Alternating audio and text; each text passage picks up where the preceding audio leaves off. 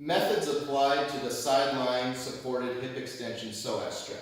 So in this video, I'm going to show you how to apply different methods to the supported hip extension psoas stretch.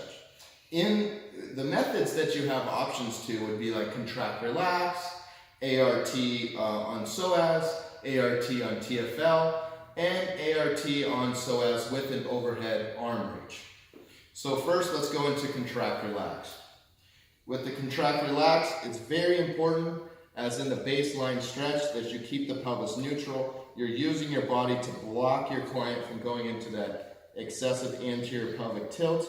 Very important to save their lower back from any excessive stress. Keeping that neutral pelvis and then asking your client, okay, go ahead and contract, pull your leg forward and try to kick. So in the contraction, you'll have them both bring their leg forward and try to kick simultaneously. You're not going to let them go anywhere. It's only going to be an isometric contraction. So go ahead and contract. Good, so she's contracting, she's trying to pull her knee forward, and she's trying to kick there. In 10, 9, 8, 7, 6, 5, 4, 3, 2, 1, and relax. Good, so then she'll relax. And that's how you would apply the contract relax method.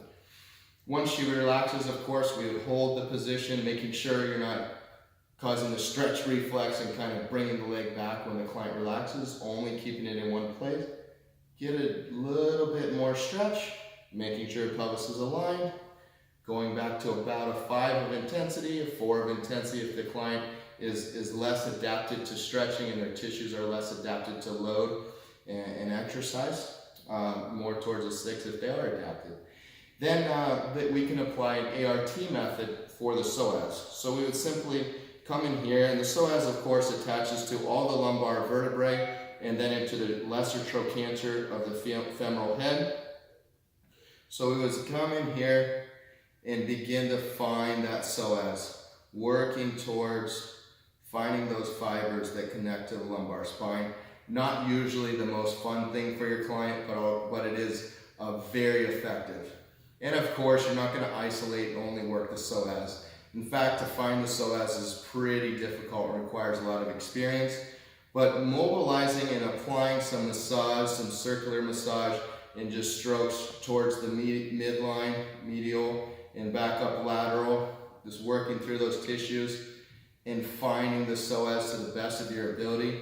It's best to look at an anatomical chart and go ahead and just visualize and try to find those psoas attaching fibers and practice this ART method before you apply it to your client.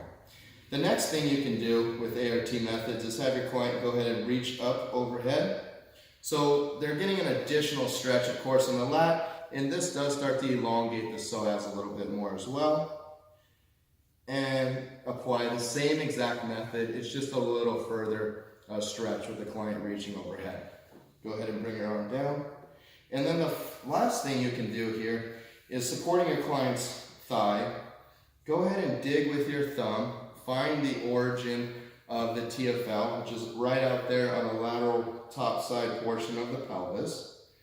Dig and just let the client's thigh fall. So have a little bit of hip extension, dig into that TFL, and just use circular motions in the hip there.